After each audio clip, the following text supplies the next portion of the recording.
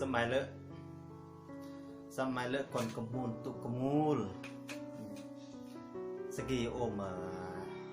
เสื้อพันธมิตรสัญญสิทธิ์นะยังกงอมทั่วเมืองลำปางแขวงหัวบางสกีโอจะเล่าเกี่ยวกับพลังตัวเลขของเบอร์โทรศัพท์จากหัวจึงเราว่าพลังตัวเลขทุกๆตัวเลขเนี่ยก็ความหมายต่อชีวิตของคนเดชเสมอเพราะที่ผ่านมาโอ้ก็มวยก้นที่แบบเพราะว่างมงายแล้วก็เสื้อก้นง่ายแต่ก็ได้ศึกษาแย้งโอ้ก็มาศึกษาเยอะแล้วก็มาความเป็นจริงเนาะเมื่อเราเบอร์กี้แหละโทรศัพท์เบอร์กี้แล้วโอ้นี่จะเป็นคนจะเก็บคูลประหยัดหรือว่าอาจจะมีหลายสิ่งหลายอย่างที่เกิดขึ้นในชีวิตเดนนะสกิโอจะอธิบายเกี่ยวกับกระบาดตัวเลข1กับเลข2จะเราอันพออย่างพอเด็กศึกษาเรียนแล้วก็แยกศึกษาปฏิบัติตัวจริงเนาะแล้วว่าบางคนก็จะอัด1บางคนก็บ่1เนาะแต่โอ้ก็จะเผยแพร่อันคนกับหมู่อีเนาะอัน1ว่าบางทีเดอาจจะบ่1ว่ายั่วบึ้งหรือว่าแต่ละคนนิสัยจำเลอะดึกบ่เลอะใจฮ้อนหรือใจฮ้อนอยากจะเบิ่งยากแต่ว่ากรณีเดหักเบอร์ตัวนอนเนี่ยเดสมาติความหมายว่านอนเนี่ยมันคนจำมือนิสัยจำมือสามารถถึงจะประเมิน100%ก็ประมาณ 40-50% ก็พอที่จะอ่านออกว่านิสัยแต่ละคนก็จะมาจำมือแต่กิโอก็จะ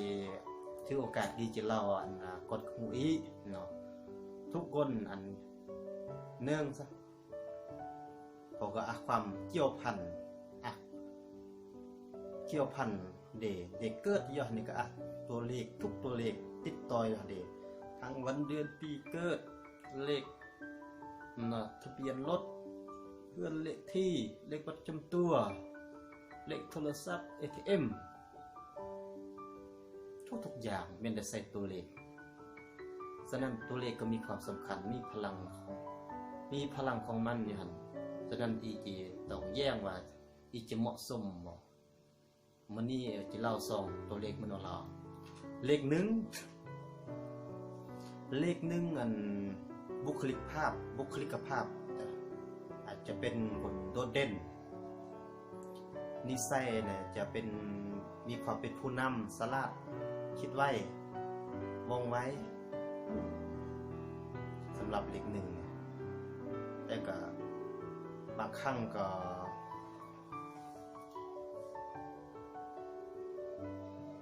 เครียดง่ายแต่ก็เศร้าไวแต่เลข1เนี่ยที่เหมาะสมที่สุดแม่นเนี่ยสำหรับผู้ที่มีเป็นสำหรับคนที่มีตำแหน่งอย่างเส้นพนักงานทหารตำรวจเจ้านายสร้างไฟฟ้าอิเล็กทรอนิกส์ทุกชนิดเฉพาะเลข1เลยต่อมาเลข2แต่คุณจะว่าเลข2กันเนาะเลข2ดีนี่บุคลิกภาพนี่อ่อนหวานเนาะน่าฮักสำหรับคนที่ใส่เลข2นะอ่อนหวานน่าฮักนิสัยเนี่ยคำว่าเรื่องนิสัยน่ะมีความเมตตาเอื้อเฟื้อเผื่อแผ่มีความฮักความสวยงามเลข2นี่เหมาะสมที่สุดสำหรับคือเพศตรงกันข้ามก็คือเพศผู้หญิงเนาะเหมาะกับผู้หญิงสันน้ำหรือว่านักพยาบาลหรือว่านักแสดงงานบริการเลข2มันจึงเหมาะสมฉะนั้นมื้อนี้นะข้าพเจ้าเองจะเล่าอันเพียงแต่2ตัวเลขนี้เนาะถ้าหากมือจูติดตามจูแย้งว่า3 4 5 6 7 8 9 0วันนี้แต่ละตัวเลขจะความหมายจังแล้วร่วมยั่วเลยจะเปรียบเทียบว่านิสัยแต่ละเพื่อนเราคนเดีสกี้ก็ขอบพระเยี่ยมนะมือแย้ง YouTube นะ